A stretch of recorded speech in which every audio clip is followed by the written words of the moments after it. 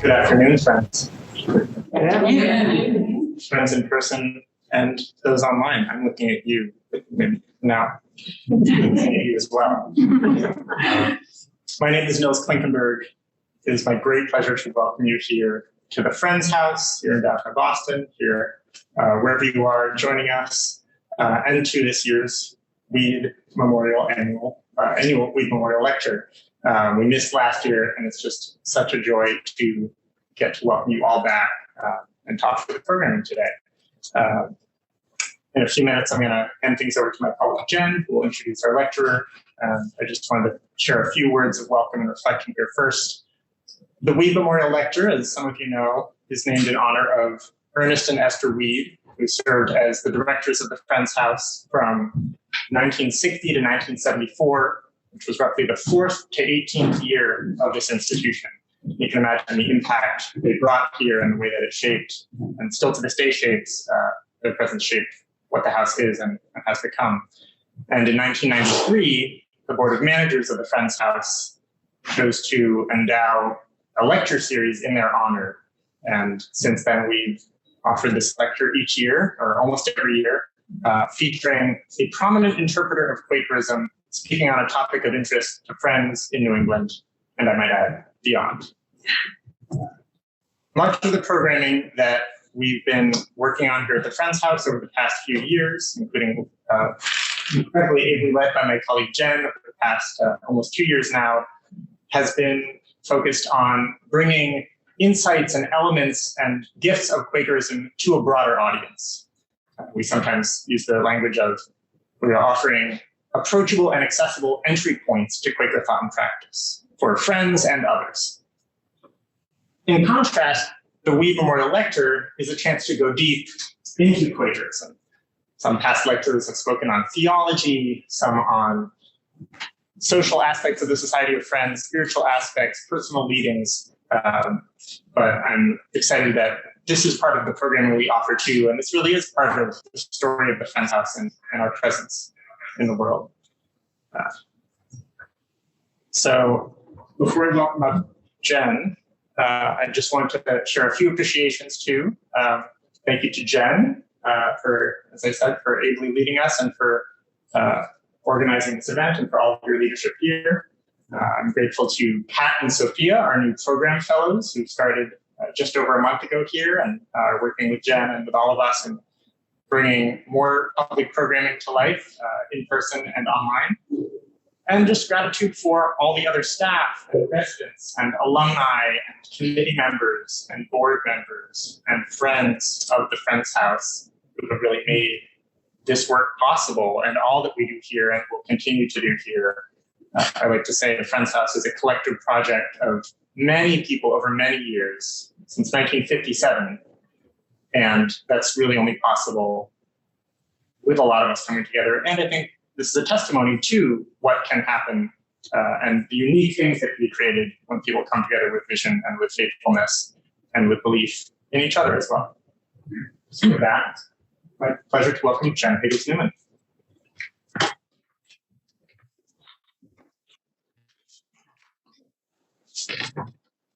Welcome, friends. It's good to have folks here and on Zoom. I'm so used to seeing you all on the camera that way, but to have this both is such a joy. So welcome, friends. So as Nils mentioned, my name is Jen Higgins-Newman. For those who don't know me, I'm the program director here at Beacon Hill Friends House. And this is our first large hybrid event. And it is a big experiment for us as we figure out how to keep the joys of connecting with all of you on Zoom and all of you in person, and to maintain this as a community for all of us. And we are so excited to welcome you all into this experiment. We have more than 140 people registered for this event. I think we'll have about 100 today, from at least 3 countries, 10 states, and many different meetings that are all part of our community for this event. So as this is an experiment, we want to thank you in advance for your grace with us as we figure this out. And so if there are any technical difficulties or things that don't go quite as planned, we appreciate you holding us with grace and holding this lightly. as we navigate our way forward. So now I would like to offer a land acknowledgement. So I'm just going to take this so everyone can hear me.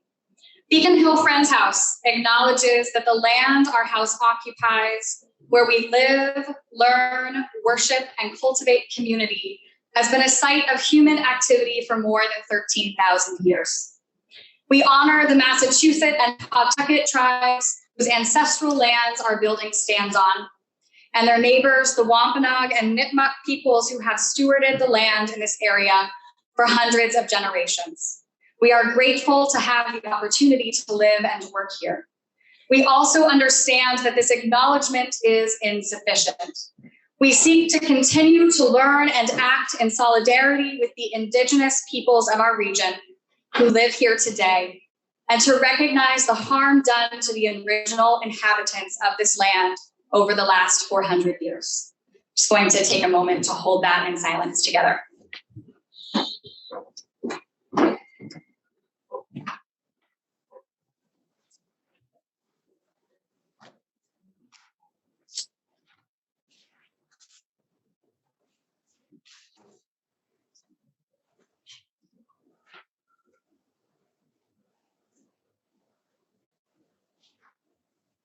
Finally, it is my pleasure to introduce you to Sarah Gant, the 2021 Ernest and Esther Reed Memorial Lecturer.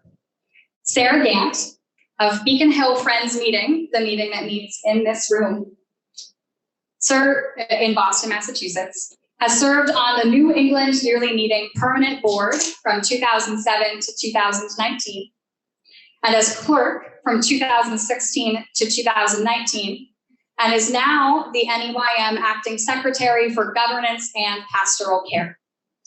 She recently clerked the Ministry and Spiritual Life Working Group of the Permanent Board, and currently serves on the New England Yearly Meeting Ministry Transition Team, as well as her meetings, Ministry and Council, and oversight committees for Friends Caring Ministry.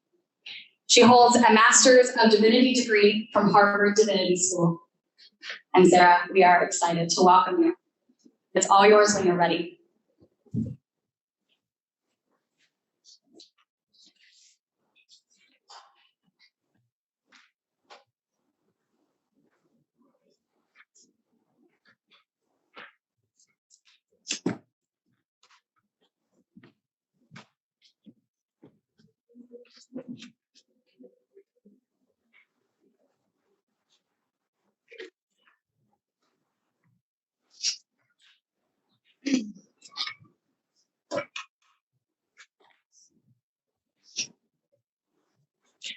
I too begin by honoring those who have gone before.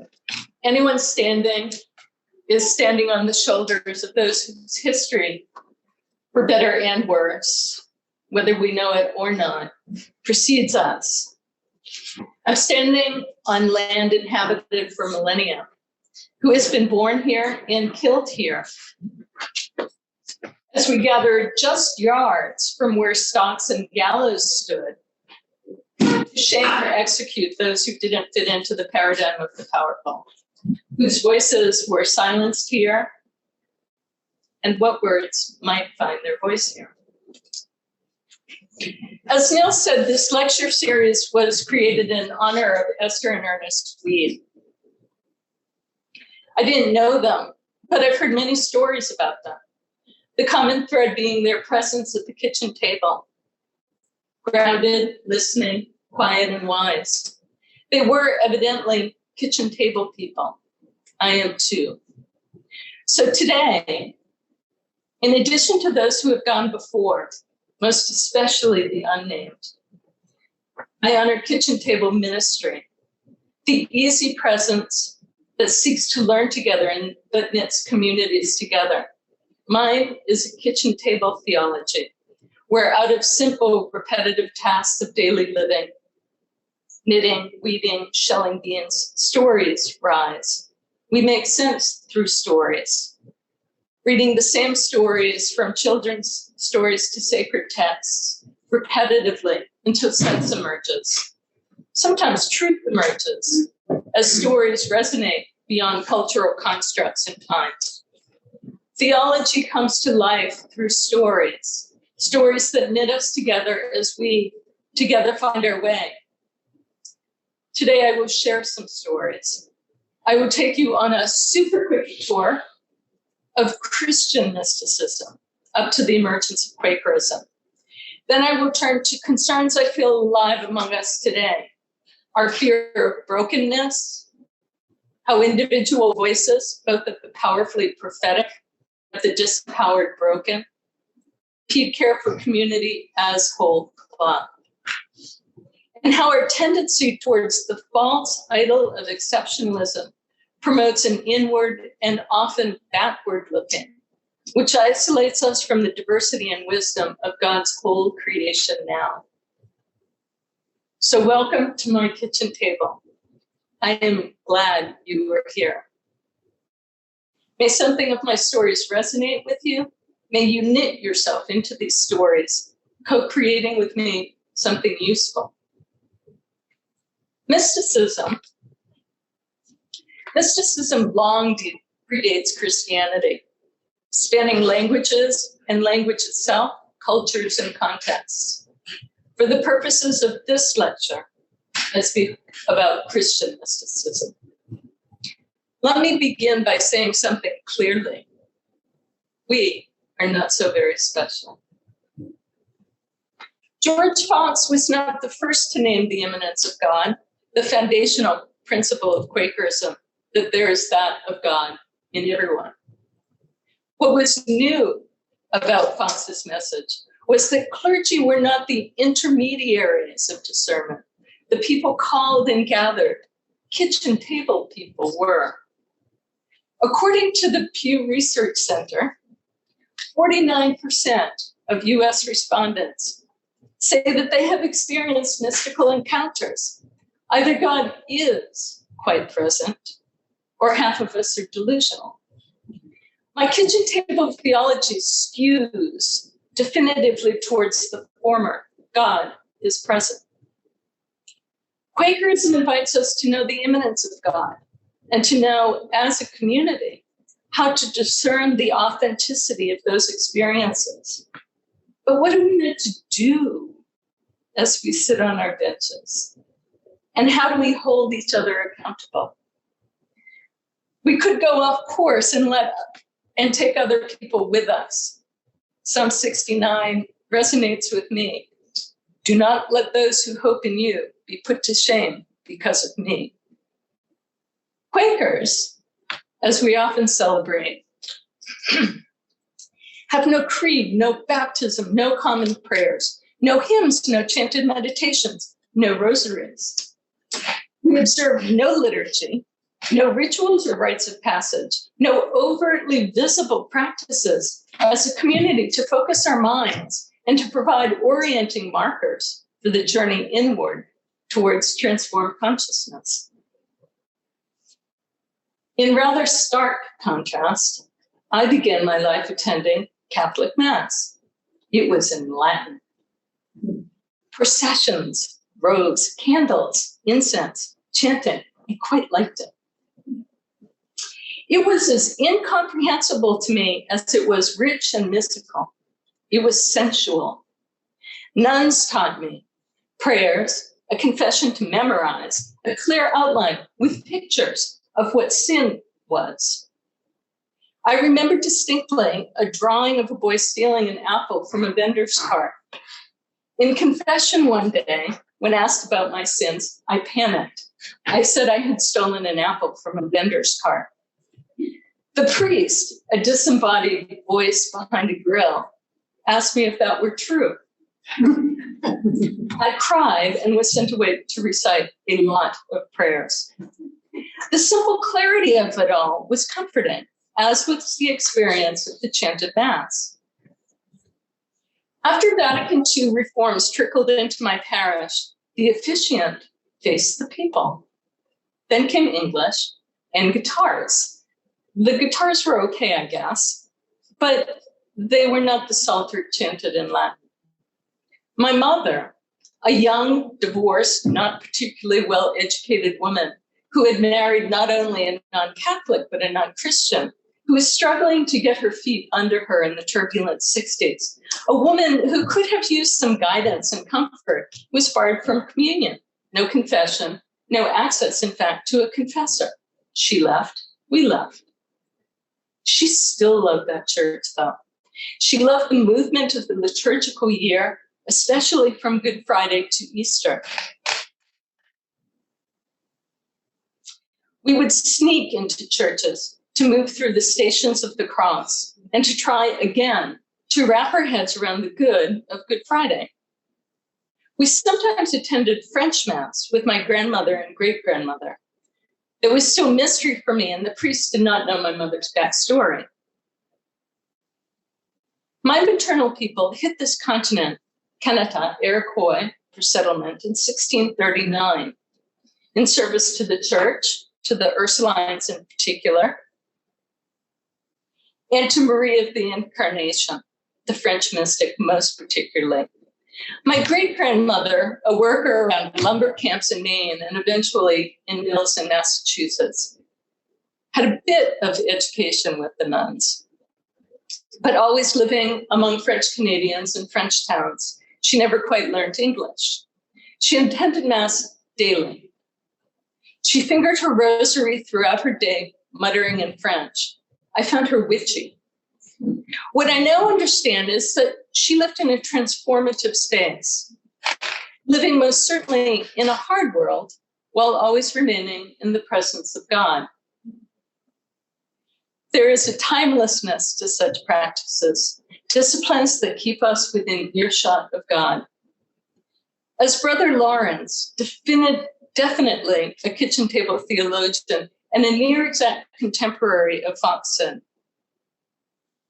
the time of business does not differ with me from the time of prayer and the noise and clatter of my kitchen, while several persons are at the same time calling for different things. I possess God in as great tranquility as if I were on my knees. So Quakerism, my chosen confession, rather different. Let's consider the context of its beginnings and its emphasis on mysticism. Quakerism began in the turbulence of the English Civil War, regicide, and restoration, all against the backdrop of the last major outbreak of the bubonic plague. The macro history is Reformation, Counter-Reformation, Radical Reformation, and bingo, Quakerism emerges from the cracks. It is not, of course, that simple. Scholars no longer see the Reformation as a politically motivated reaction against a corrupt Catholic Church. Rather, the Reformation period was a creative confluence of events and shifts, some that thrived, some that foundered, opening new denominational possibilities over decades. Martin Luther's myth-making moment, nailing his 95 Theses to the church door in Wittenberg, is academically dead. It never happened. It is early 16th century spin. It concretizes this shift as a specific, memorable, theatrical event. The multifaceted shifts of thought and practices of the Reformation period included two ideas that had profound ramifications for religious seekers, including Quakers. They were the rise of humanism and personal piety. Humanism, as the name suggests, embraced the value of human nature. Arising from renewed interest in classical texts, humanism shaped education, which shaped the ideas underpinning reforms. Importantly, Erasmus emphasized the humanity of Christ and how, with Christ as guide, lay practitioners might find transformative religious experiences through the practices of personal piety. When the church established the sacrament of the Eucharist, for the first time, religious had a pastoral focus outside of their cloistered walls, bringing sacraments to the people. Clergy and laity were now less rigidly separated. New forms of piety emerged, fueled by humanism and the idea of interiority, what I would call the cloister of our own beings, something Quakers experience. These were championed, for example, by Teresa of Avila, a wealthy socialite turned religious reformer who found her way fitfully to religious conviction. Her popular writing taught accessible devotional practices. She was a model you could follow. She struggled to find her way. Imagine the engines of change in this period. Growth of market towns and cities, trade over long distances, a growing middle class of literate women and men with leisure to read and reflect. With the growing availability of printing presses, literature that encouraged practices of personal piety thrived. What was increasingly commonplace among the educated impacted culture more widely, finding its way eventually to common seekers, to the kitchen table, if you will. For those gathering around kitchen tables, sharing stories through long winter nights, what does the presence of God feel like? Bernard of Clairvaux spoke to this. Lord, you are good to the soul which seeks you. What are you then to the soul which finds? But this is the most wonderful thing, that no one can seek you who has not already found you. You there seek to be found, so that you may be sought so that you may be found. New England friend Brian Drayton, 900 years later, described the impetus for his journey inward and offers some helpful tips. Awe, the fear of the Lord, enables me once again to seek the place which opens to openness. I have known it, and every time I come there again, I must observe, mark, taste, and feel it, so that when I wander again, I know what to look for, what my soul indeed is hungering for, dull and distracted though it may be. Okay, so through some iterative process, perhaps feeling a bit like hide and seek, we drop breadcrumbs to help us find our way, perhaps with growing skill, such that we might more readily retrace a found path another day. But how? Even if we have the imagination and faith to want to seek that first experience, how does one do it? Bernard helpfully offered some guidance through the Rule of Benedict. The rule outlined among myriad topics, quite specifically, the ordering of daily life, what to wear, what to eat, when to pray, when to work, when to speak, not often, when to sleep, etc. Through obedience to these constraints, religious and kitchen table seekers might find freedom from trivial decisions, freeing time for contemplation, rules, structure, discipline. That's how. Also, hopefully, Guido II, pondering the source of heavenly advice offered in Jacob's ladder, Genesis 28:12, composed the Ladder of the Monks.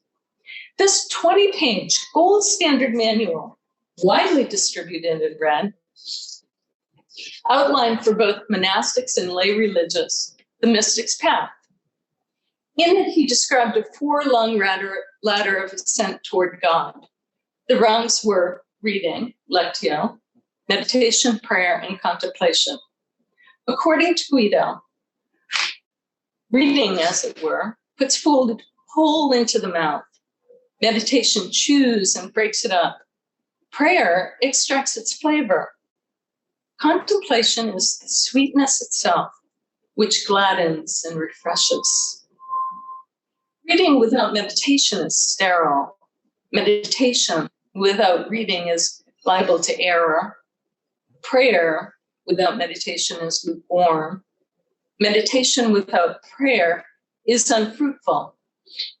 Prayer, when it is fervent, wins contemplation, but to obtain it without prayer would be rare, even miraculous. These ideas are clearly still alive among us today. New England Yearly Meeting, Beacon Hill Friends House, Pendle Hill, and Three Rivers Meeting, among Quaker organizations, have recently offered courses that contain some aspect of Lectio Divina. Lectio is really more about listening and embodiment than reading. The Psalter was the central text of the practice. The rule divided each day into 8 prayer services based on chanting the 150 Psalms over the course of each week. Chanting was a way to both memorize and to absorb the text, as it filled the spiritual imagination and settled the mind moving through, as they do, the arc of human emotions: longing, sorrow, despair, lamentation, exhortation, rejoicing. It's all there. The physiological nature of thrumming Latin chant moved practitioners beyond active thought, slowed breathing, and invited the deep peace of a timeless, transformed consciousness of being. Though we cannot remain in this state, the practice trains us to find it more readily each time we seek it, the breadcrumb trail. Meditation, the second rung, is a stage preparative to prayer and contemplation, designed to invite rigorous self-examination, particularly as it rouses regret for sin and love of God. Prayer, beyond the Our Father and Hail Mary, practitioners might employ God's favor on the journey toward contemplation, and not insignificantly, mercy for what might have come up during that intense self-examination period. Prayer invited surrender to God's providence. There was no seeking to change God's omnipotent predispositions. Prayer sought an openness to hear those predispositions and to accept them. Contemplation, Rito's fourth rung, indescribable as the ineffable is beyond words. Mystics and those who wrote about them described, however, visions, rapture, the via positiva, the use of images to guide the inward journey, a concession to human unskillfulness, and the via negativa, emptying the mind of all images and thoughts. Ultimately, mystical union was a gift from God. Practices, reading, meditation, prayer, were simply human skills which might prepare one for God's grace. The latter was a powerful image for the journey. Spiritual maturity was not born whole. There was labor, hard and often discouraging labor, involved in climbing up, and ever the likelihood of slipping down, perhaps to attempt to climb again. Yet remember Brother Lawrence in his noisy kitchen? He described the ultimate manifestation of his practice thoughts. I have abandoned all particular forms of devotion, all prayer techniques. My only prayer practice is attention. I carry on a habitual, silent, secret conversation with God that fills me with overwhelming joy. So there's the broad context of Christian mysticism, the shoulders that Fox stood on. He walked onto a stage with powerful ecclesial and cultural shifts at play, especially suspicion of forms that served political ends and the wealthy. There was increasing availability of vernacular texts, not least of which was the Bible. There was increasing interaction between clerics and laity, and wide acceptance of public preaching and pastoral outreach. There was growing belief in the possibility of an intimate, personal relationship with God, most particularly through Christ. Quakers believe that they have the capacity to experience mystical union through daily, disciplined practices nurtured in community. Importantly, radically, for Friends, discernment of the authenticity of that interior experience was a distinctly community process. For that discernment to be successful, however, communities need to be knitted together in unifying love. Here, we too often run aground on some spiritual shoals brokenness, individualism, and siloed exceptionalism. Community. I've worked for Outward Bound for the past 20 years. A number of years ago, I was part of a staff expedition to an isolated area on the Rio Grande, many hours drive through the desert from El Paso, to design an initiative for the Outward Bound Center for Peace Building, created by a British Quaker, by the way. The idea was to bring together young Palestinians and Israeli entrepreneurs over the course of a year in a fully funded program. Through the process of finding, vetting, getting visas, etc., the participants expressed a lot of concerns and, in fact, non-negotiables. A lot. Will we be sharing meals with? Will we have to share tents with or sleep near? Will we have to touch? There were a lot of concerns. At Outward Bound, activities are invitations, not requirements. And though we do teach some basic skills, our emphasis is philosophical, spiritual, really, uncovering what is most deeply inside of us, our inner strengths and our resilience. When participants arrived on site, there were a few days built in for orientation to address some of the concerns and to try to build something of a community, or at least the beginnings of a functional team. It was not smooth going. Eventually, it was time to leave the desert camp, launching canoes to travel downstream. In the program area at that time, the river was often wadable, but there were rocks narrowing and concentrating the flow in places, creating some modestly roiling white water. It did not take long for the boats to hit such a patch, and not unpredictably, some of the boats converged in the narrows and flipped. That was not the meaningful part. The meaningful part was what happened next. What happened is that those who stayed afloat and those who managed to climb out of the water onto near rocks reached. Hands reaching for hands, unknown hands reaching for unknown hands, any hands, powerfully. Love so profound, it bypassed responses based on thinking and social constructs. What was left is what is internal, eternal to us, love.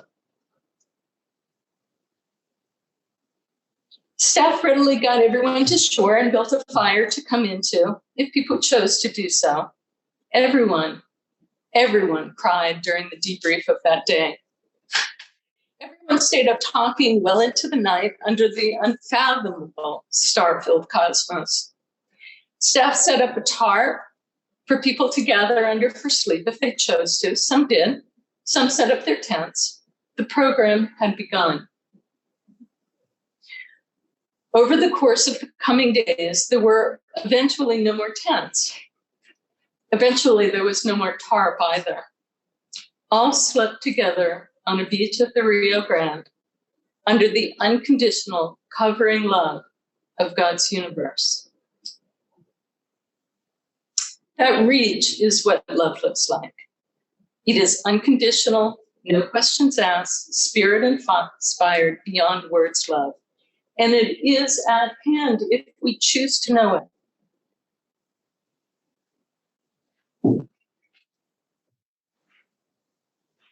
Wade in the Water, a spiritual used by Harriet Tubman and other conductors on the Underground Railroad, was sung to guide travelers to freedom.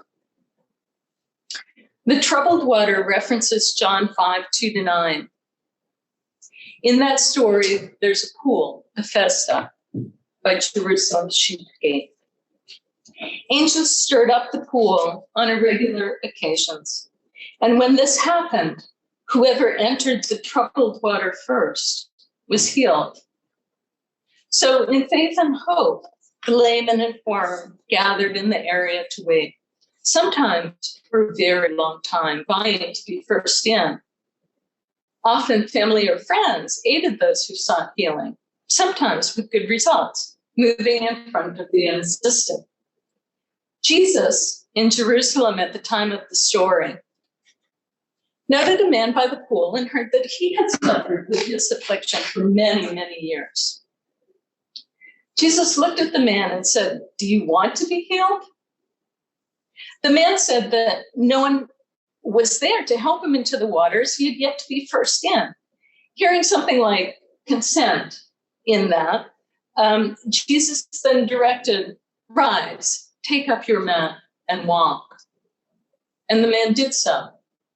That too is at hand.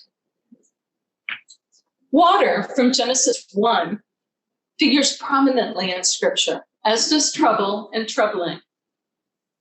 In John 5, readers are invited to think about what they want, what they choose, being ready, needing help, already having everything they need, about faith and courage.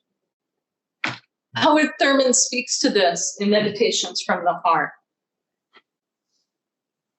There is a quiet courage that comes from an inward spring of confidence in the meaning and significance of life. Such courage is an underground river, flowing far beneath the shifting events of one's experience. It has neither trumpet to announce it, nor crowds to applaud. It is best seen in the lives of people who do their work from day to day without hurry and without fever. Thurman explores water imagery and human resilience, most particularly through spirituals in Deep River. He reminds us that Heraclitus reminded us that no person ever steps into the same river twice, for it is not the same river and they are not the same person. Change and the possibility of renewal, the hope of getting it right this time, are the constants. Thurman notes that in its unstoppable flow through snags, eddies, droughts, and inundation, a river rolls ever onward, picking up the sediments of the banks that shape it, carrying with it, therefore, the history of its flowing force. To live and to be in community is to be in troubled water, on occasion turbulent, yet holding the possibility of healing. In it, we might be baptized into something new. So into the water we go. What are the obstacles for us that constrain the flow of love among us?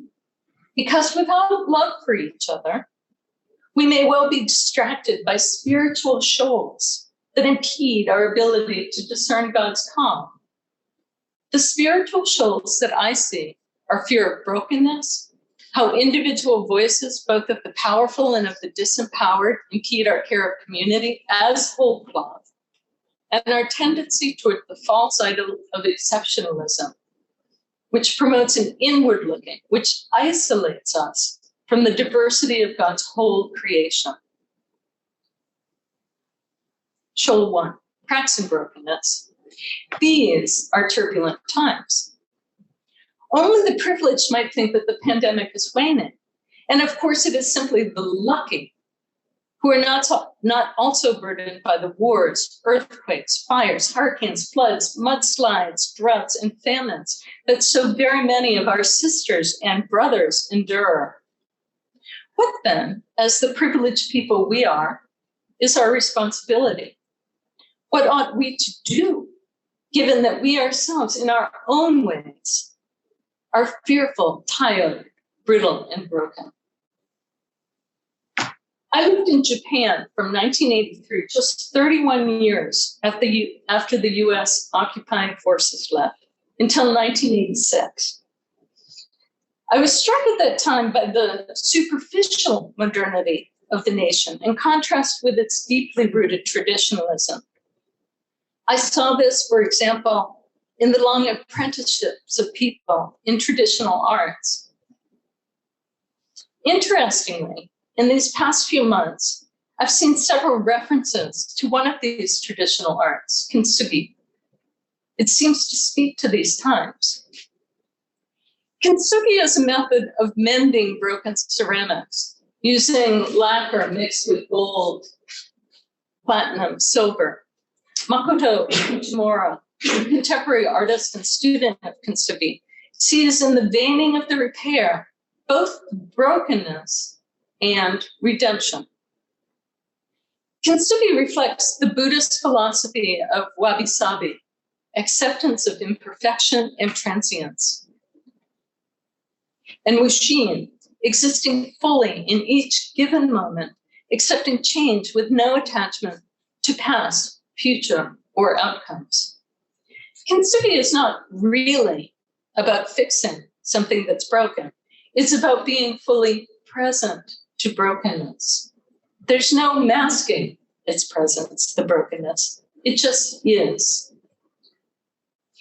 Kintsugi masters sometimes handed down fragments through generations, contemplating pieces for decades before beginning the repair, which itself might take many, many years. Fujimura has written arguing that likewise, Christians are invited to look with compassion and love on broken lives. There is a virtue, he says, in being able to see the brokenness, as painful as it may be. We must first learn to behold painful, broken fragments, rather than rushing to fix or to hide damage. Fujimura contrasts the Japanese aesthetic, which sees beauty in decay and transience, with the Western aesthetic of the new and purposeful efficiency. He argues that the Christian church today is undermined by the utilitarian mindset of the Industrial Revolution. We see our existence, he says, and value only in terms of fixing the world. But in his reading of the Gospels, the Creator acts out of love, not necessity, liberating us from this. The good news comes with scars. After all, Jesus is resurrected with scars visible to the disciples. Reflecting on a visit with a Kintsugi master who spoke about his long contemplation of fragments, Fujimura wonders, what kind of a church would we be if we simply allowed broken people to gather and did not try to fix them, but simply to love and behold them? I do not imagine that after those outward bound boats capsized, any participant went back to their home space and fixed any Palestinian-Israeli conflict. What I do imagine is that the participants left the program knowing that across cultures and histories and languages, one day, a Palestinian acted in love towards an Israeli, and an Israeli acted in love toward Palestinian. Turbulence is not the problem. Cracks are not the problem. These things just are.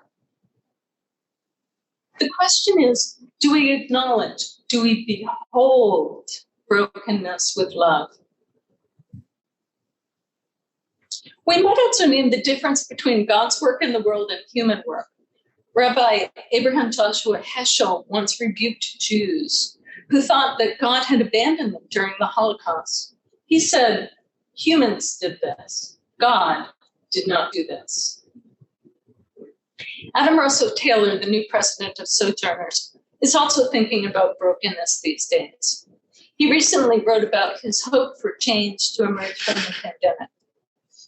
Quote, the crisis has the potential to force us out of our selfish hyper-individualism.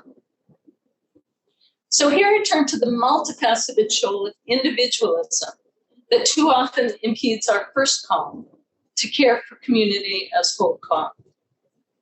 Individualism stands in opposition to healthy community.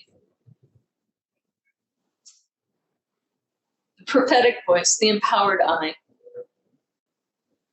There was a Washington Post article a few months back about a subset of rioters at the Capitol on January 6th, religious people. I was struck in particular by this sentence. Part of the mix, say experts on American religion, is the fact that the country is in a period when institutional religion is breaking apart, becoming more individualized and more disconnected from denominations, theological credentials, and oversight. The rule warned that lack of obedience leads to lack of humility, which is about ego, not God. If God is the guide and mysticism our access point, and mystical experience melts away the I state, then an authentic prophetic voice is God's voice through a vessel and always in service to community. No I. For Quakers, community discernment is a virtual birthright. It is jarring to be a vessel of God. Thus, we quake. So we must hold our beloved vessels and be very, very careful as a community to discern God's voice from the perhaps quite well-intentioned desire to do good works, to fix what is broken. Outrunning the guide happens.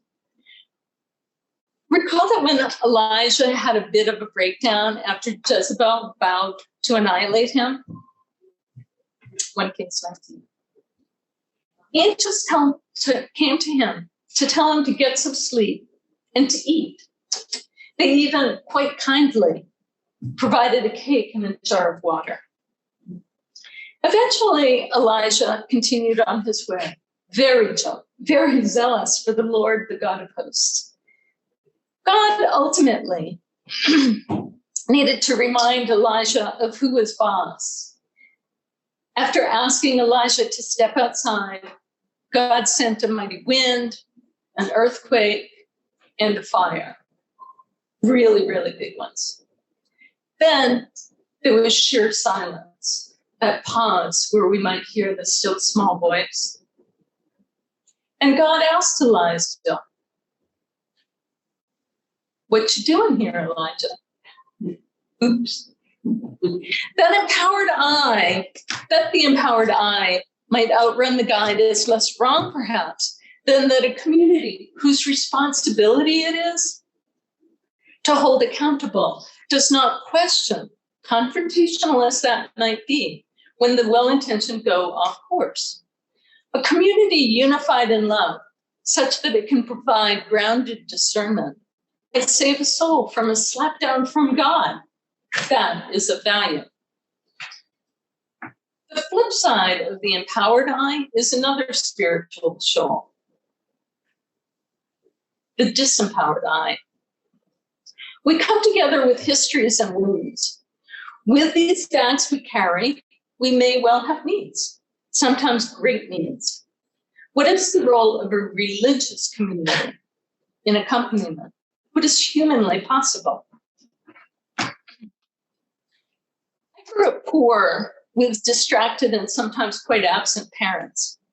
I was unwatched, sober, and unguided. Out of this, mixed with culture and context, I have had challenges in my life. It was not all bad, but a lot of it was. Some of it was quite bad, violent and unsavory. Things happened to me. Without protection or guidance, I was preyed upon, and I made some bad choices. I came to Quakerism injured, though I would not have said it like that at the time. I came to Quakerism, in fact, because I knew from the first moment that I sat on a bench in a meeting room that I had come into the sacred. I knew what the sacred felt like. I had that going for me. Here, I thought, among these people gathered, I might find a map and a moral compass. I needed a map. I very much needed a moral compass. Given the rootlessness and withoutness of my childhood, I needed guidance. I studied faith and practice. It provided me with a path. I am grateful. From this early life, I have a lot of scars.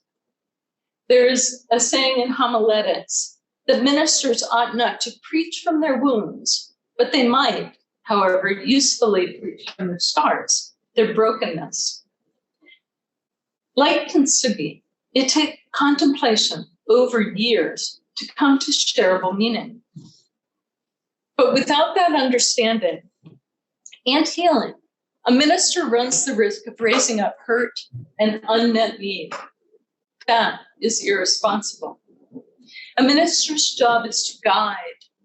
How can one guide if one is not yet firmly on the path? I have no tattoos, no chosen markings. Among my physical scars, however, there is one on my right thigh. It is about 5 inches long. Like a tattoo, it is a visible invitation into my story. When I was 3 or 4, I was visiting relatives, unsupervised. I puttered off, found a straight edge razor, and thought I would give the very adult practice of shaving my legs a go. A 5-inch gash on my child thigh would have been attention getting even in my family space. I have no memory of the likely to-do of being found or the healing process. I do know that the wound is very well healed. That scar, my kintsugi, reminds me visibly of the possibility of both healing and being released from trauma. Redemption. My family did what they could with what they had. That simple. Healing is possible. My mother, who I saw as rather adventurous and fun-loving, was, with the hindsight of adulthood, arguably impulsive. Sometimes those impulses landed her in bad situations. A bit after I found friends, my mother married a man after knowing him for 6 weeks.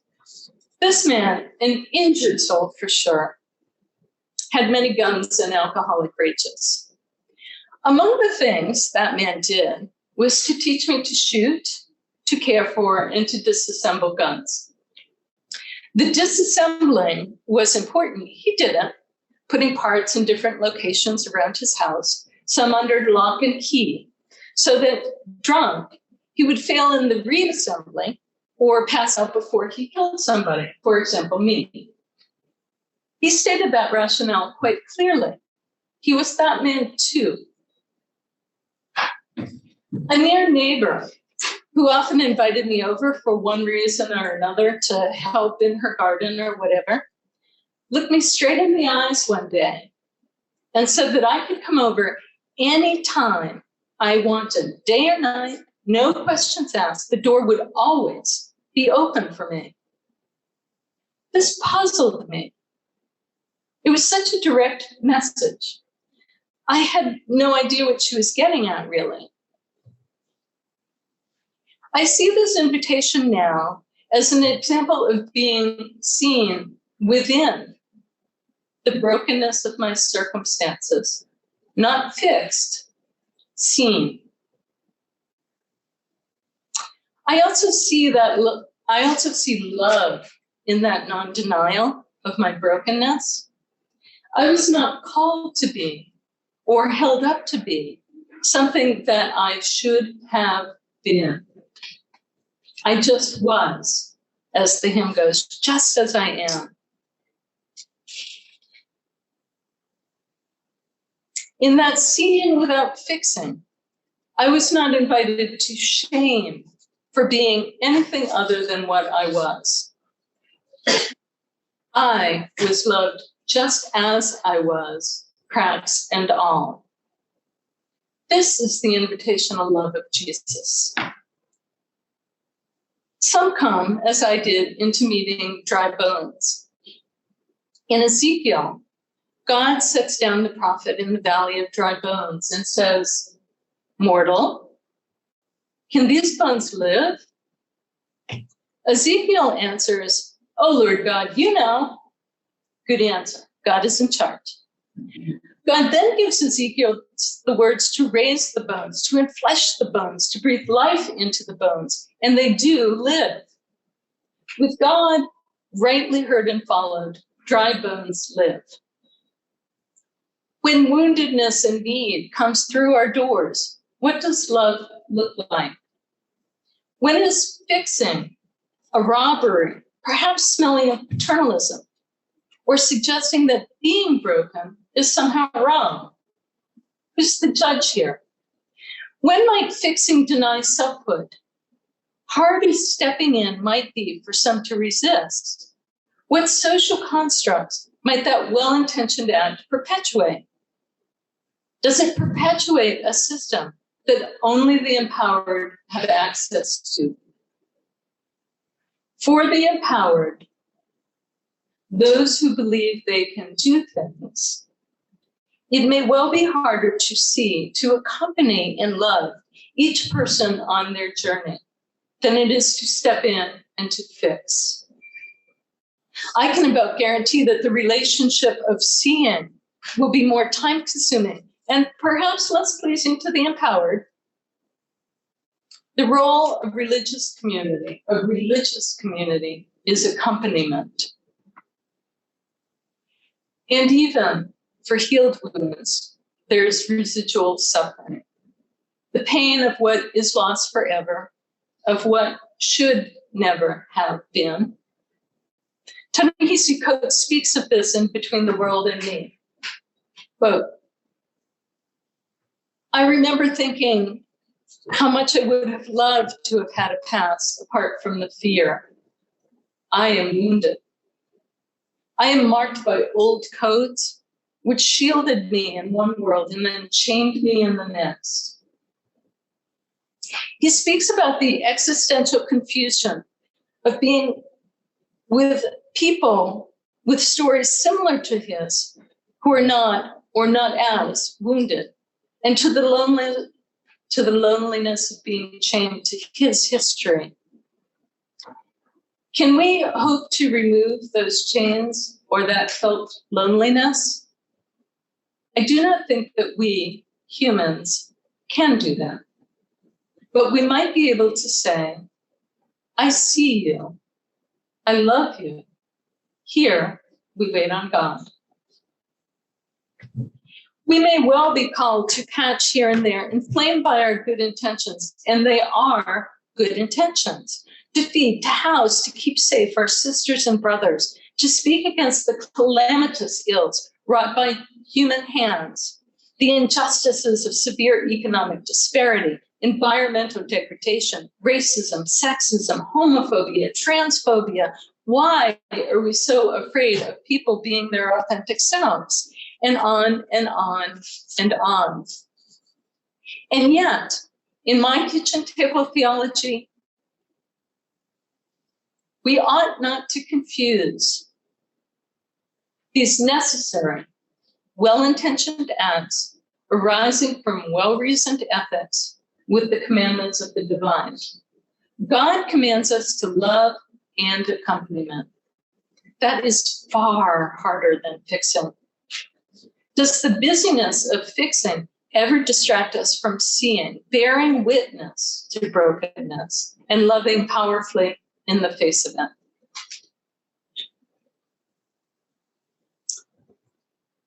The love ethic, the power beyond I. Christ offered simple kitchen table community as antidote to the poisoning powers of empire. Good news. Also wicked hard to live into. I watch my dad. I'm not alone. There are cultural constructs, such as the commercialization and politicization of fear, that teach us not to trust each other, not to join together. For those of you not as into medieval church history as I am, in 1323, Pope John the 22nd issued a papal bull which condemned as heresy, teaching that Jesus and his apostles shared everything in common. It was that kind of radical, dangerous. Community is hard to live in because our egos are powerful. It is hard to live with faith that we will provide for each other in this do-it-yourself, go-it-alone culture. Intellectually, we might long for strong community, all the while setting aside our hearts and resources just in case. I do that. And yet we might hope to move towards something better. Parker Palmer said, hope is holding a creative tension between what is and what could and should be, each day doing something to narrow the distance between the two. Given that we, at best, are moving toward community, unified in love, with skill enough to discern God's will, the question of adjudicating the claims of direct inward experience among us is fraught. On whose authority, the empowered I might well ask. Meetings might also wrestle with the question, is there a difference in how community holds accountable those who act on well-reasoned ethical understanding of right action and those following divine command? We must be careful not to confuse well-articulated, right-thinking, left-leaning, knowledge-based opinion with divine guidance. If our discernment is based on well-reasoned personal arguments, who might that privilege? We could risk devolving into an interest group of well-intentioned souls who like to gather, a sort of mutual support group for activists, pleasant as that may sound, and important as that work is. If we become that, however, we miss the true power of what we profess, that we can know spirit, and through community discernment, we might name corporately our shared spiritual compass and set our course. There is a problem often raised here, speed.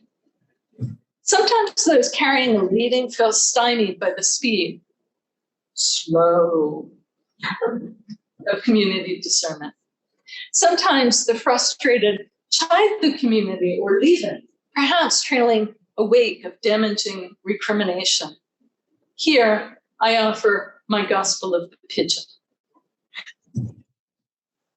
Outside has always been my safe space where I have opened into stillness. For me, God's creation is my first text.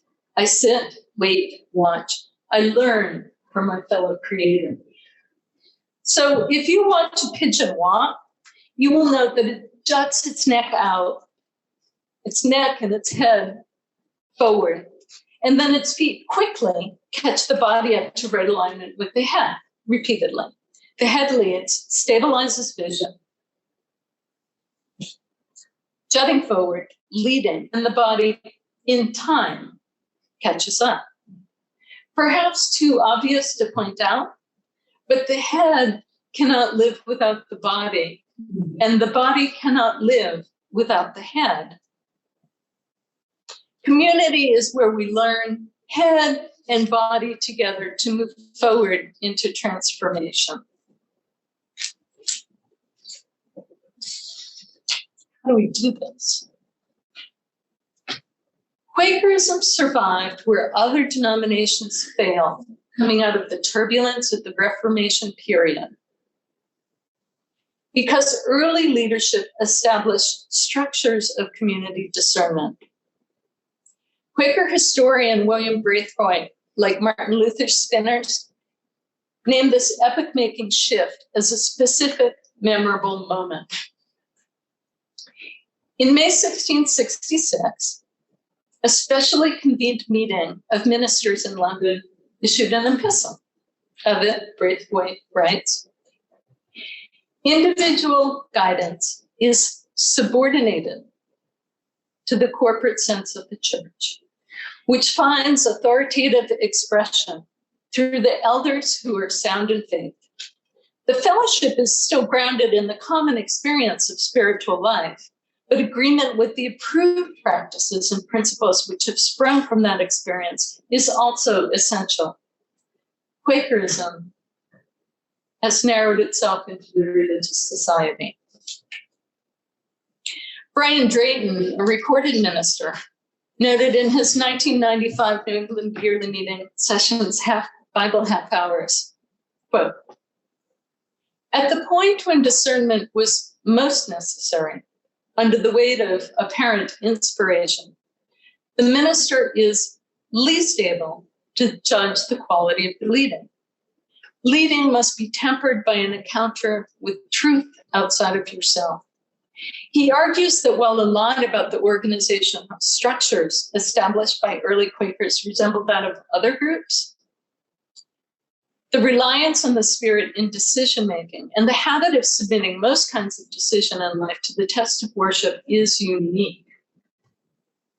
However, it depends on an integrity on two conditions. One, the humble dependence on the Spirit, and two, the individual's integration into a meeting.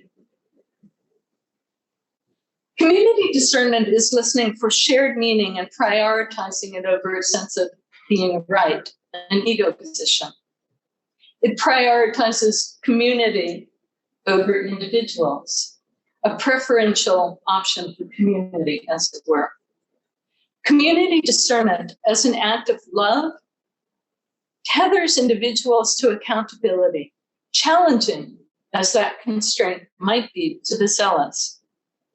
I see the rise of individualism among us as we turn away from the hard work of spirit-based community discernment. A few years ago, the clerk of New England Yearly Meeting Ministerial Council sent queries to shape the State of Society reports that year and felt compelled to remind clerks, meeting clerks, that this involved corporate discernment. Increasingly, meetings were sending in bullet points of what individual friends said during worship sharing. Our thoughts do matter, but they are not the same as the inspiration of the Spirit. When we sit with and test what rises from that Spirit, that is corporate discernment. Corporate discernment is only possible when we reach out to each other in love, like those Palestinians and Israelis did. Fortunately, Galatians 5:22 gives a straightforward checklist to see if we were on course. The fruit of the Spirit is love, joy, peace, patience, kindness, generosity, faithfulness, gentleness, and self-control. Isaac Pennington said, I think rather optimistically, our life is love and peace and tenderness and bearing one with another and forgiving one another and not laying accusations against one another, but praying for one another and helping one another up with a tender hand. If we are not feeling those things in our discernment, we must return to worship until we do feel that unifying love. Here's the final spiritual show I offer. Is the love inside of a siloed community love? I have a neighbor whose son is a differently abled learner. He moved through our public school system at his right pace, always accompanied by an aide, and usually by his comfort animal, an iguana.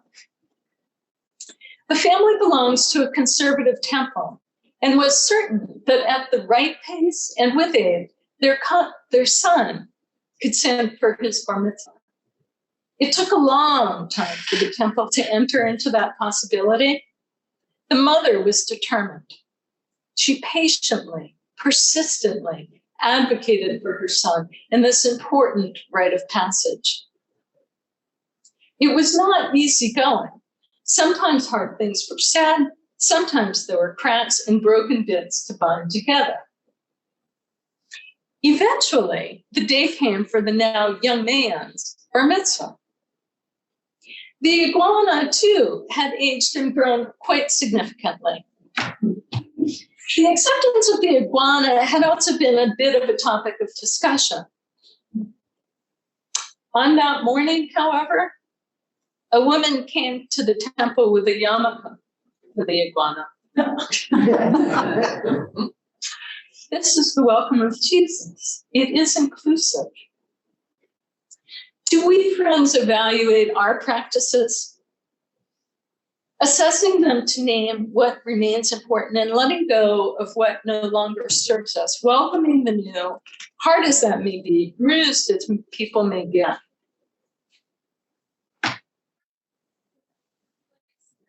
I've been thinking lately about a quotation from the German physicist Max Planck, quote, A new scientific truth does not triumph by convincing its opponents and making them see the light, but rather because its opponents eventually die and a new generation grows up, which is familiar with it.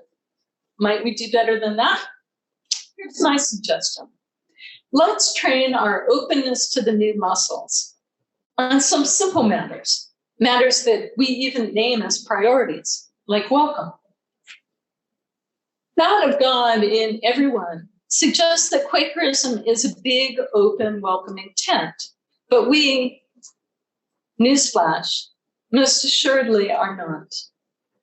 We have formidable cultural walls, be they Priuses and bumper stickers, amusing Quaker-themed t-shirts, baggy clothes, or Birkenstocks. This is all certainly superficial, but the superficial has weight.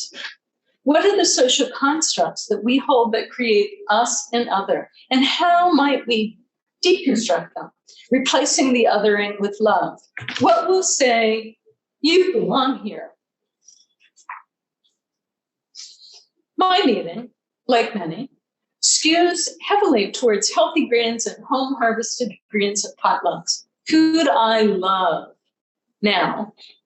But I grew up in the Captain Crunch world. Twinkies, snowballs, Christmas Spam. My mother read a recipe once. There are recipes for these foods. And we scored diagonal stripes in our Christmas Spam one year, putting a clove in each diamond formed.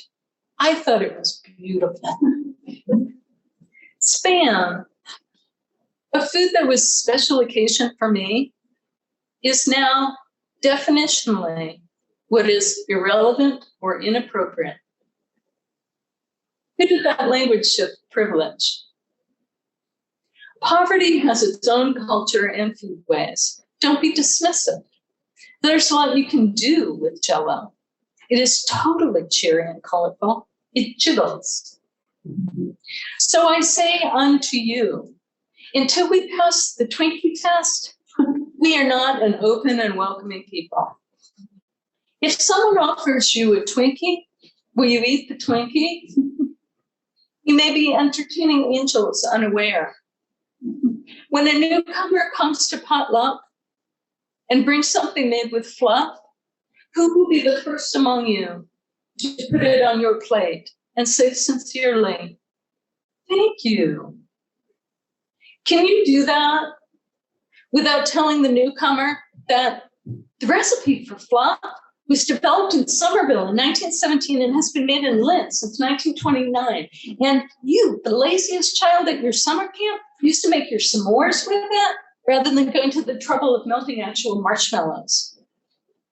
I have noticed the well-intentioned bludgeoning of the other with welcoming, I'm with you, intellect on many occasions. Just say thank you, people. If we can pass the Twinkie test with that simple thank you, I see you, I am glad you are here, maybe, just maybe, when someone rises in worship with a message about Christ dying for her sins and being washed clean by the blood of the Lamb, we can just listen, just be with, just say, thank you for that experience shared. My daughter, who lives in Philadelphia, laid down her membership in the Society of Friends a number of years ago because she wanted to know something about Christianity. She found her way to West Philly Mennonite Fellowship. There's a lot that feels familiar at West Philly Mennonite, and Christ is at the center. West Philly Mennonite worships in a once beautiful church designed to virtually signify the glory of God to its once affluent worshipers. Today, it has a sort of post-apocalyptic vibe, creatively housing a number of religious communities and a black box experimental theater space. It is at an intersection, both figuratively and literally. When the doors open on a Sunday morning for West Philly Mennonites worship time, greeters are warmly, sincerely welcoming every passerby on the street. Come in. Come in for worship, for a safe snooze, to eat your bagel out of the heat. Come in. and in we go. From the exquisitely made up and impressively high-heeled trans woman to the suited, bucket-squared gentleman who sits in bed relishing his full breakfast spread across his knees, to the casually dressed in jeans and t-shirts who worship, sing, testify, and seek comfort through prayer. And the children, free to roam and wiggle in that cavernous space, ask profound questions during the integrated children's lesson time. This is the welcome of Jesus. It is warm and true. Children are included.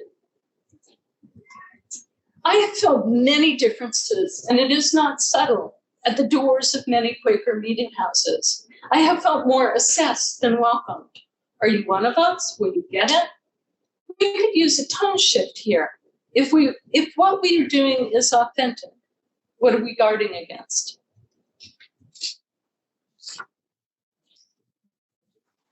During the cracking of COVID time, I facilitated an online Black theology group. I came to the warm embrace and powerful preaching of the majority Black churches of Boston in the mid-1980s. I was Boston Mayor Ray Flynn's health policy advisor at the time. As I advocated for clean needle exchanges, I frequently visited the storefront churches with their charismatic pastors leading that effort.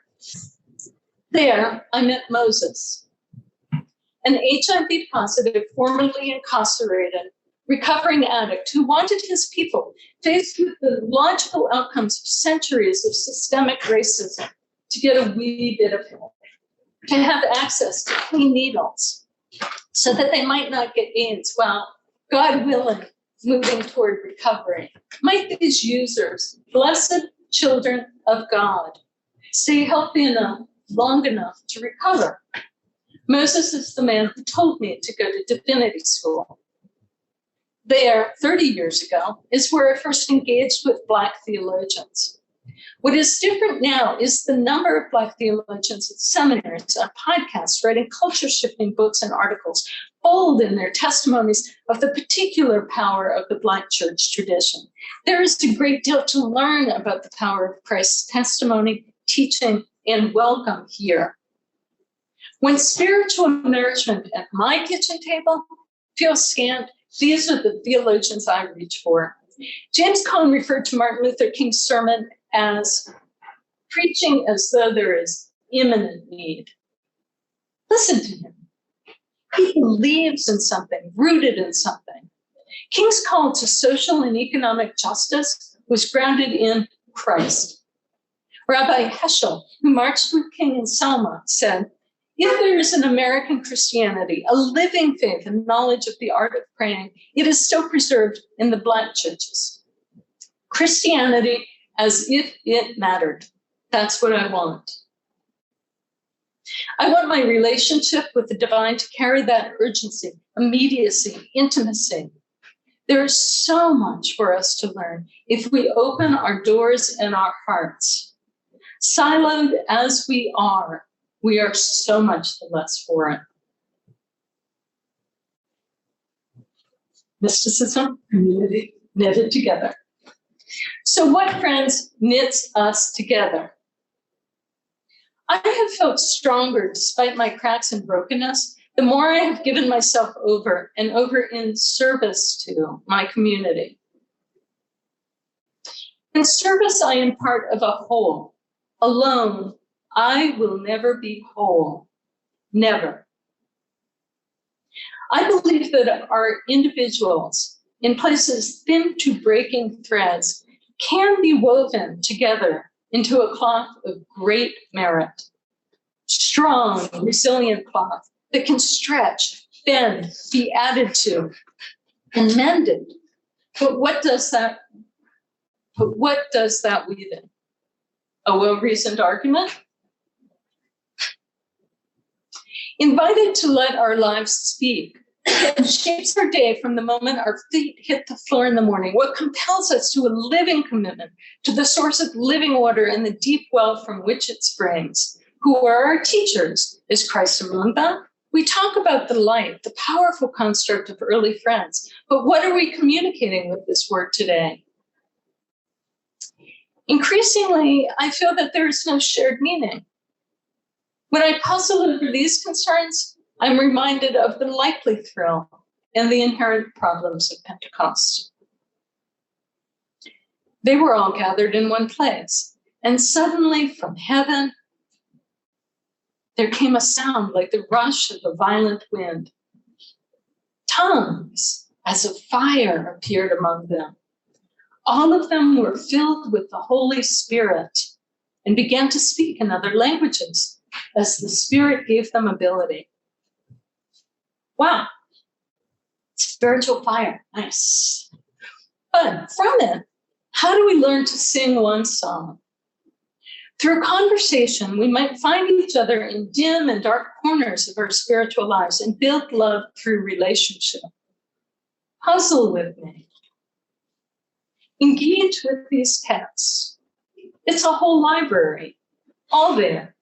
Generosity, bitter battles, failure of leadership, miraculous salvation, destruction, schism, abiding love, forgiveness, lamentation, letters advising how to form community, all there, even racist stuff. Bernard wrote 86 sermons on the Song of Song, and he hadn't finished when he died.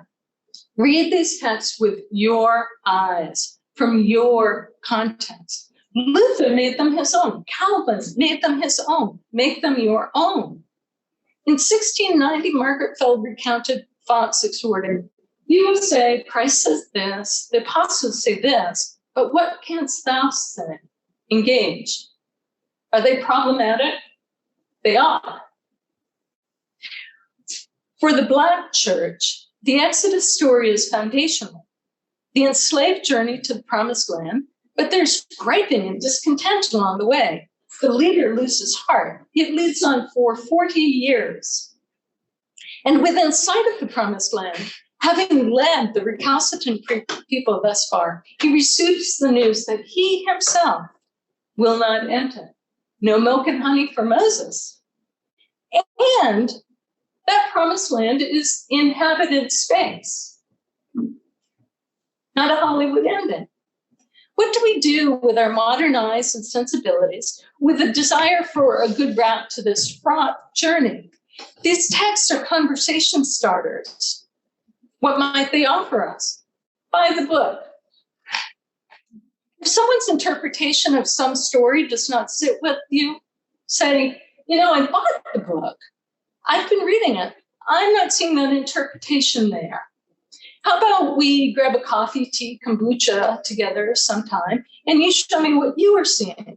Be open, be curious, develop relationship. It's a book. In these times, in the shifts of pandemic living, in the possibility, hello, Tasmanian friends. Hello, Rabia from Pakistan. Of the Zoomiverse and the problems of the Zoomiverse. How might we envision a new community? Open, welcoming, diverse, united in love, not expecting us to be clones one to another, but truly loving the bump and rough edges of diversity. How sad and soul-killing sameness is. How can we learn to grow without the ideas, edges, and perspectives we bring to each other? What I am seeking is a community united in love, not opinion. We now have a particular opportunity to reflect. What new, perhaps even beyond geography in this Zoomiverse, might be more vital?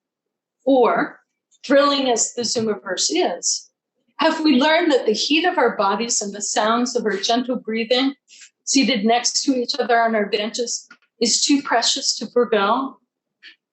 That we are too precious to each other? That human contact and touch is irreplaceable? What does including and welcome look like now? What makes us one community, singing one song, enriched by diverse voices? We must covenant with each other to be kin, to love and to serve one another, to see the divine in each other. This involves some giving up and giving over. We must turn away from some shiny objects of the world, what we want to do, which distract us.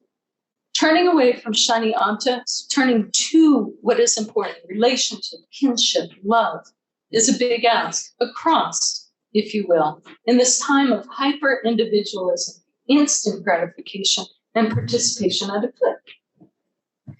Community will ask us perhaps for what is uncomfortable, but it will never ask us to go it alone.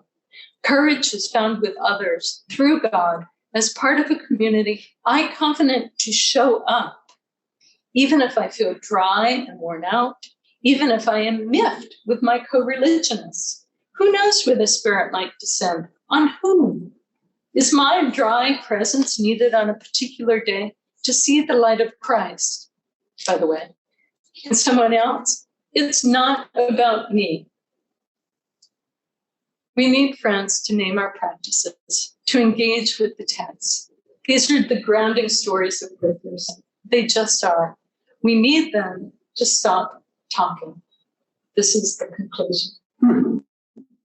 Talking is a human construct, a possibly useful aid, like the images of the Via Positiva, but replete with human shortcomings. Let us move deeper to where words come from. We need to listen to all of God's creation. Creation, the first and greatest text of all, where study is beyond words, beyond the I-ness and paucity of the human.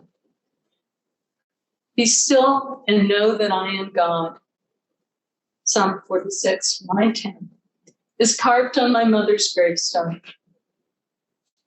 where I lay down and rest on remarkably soft moss and look up to the covering sky where I know God and I contemplate. So friends,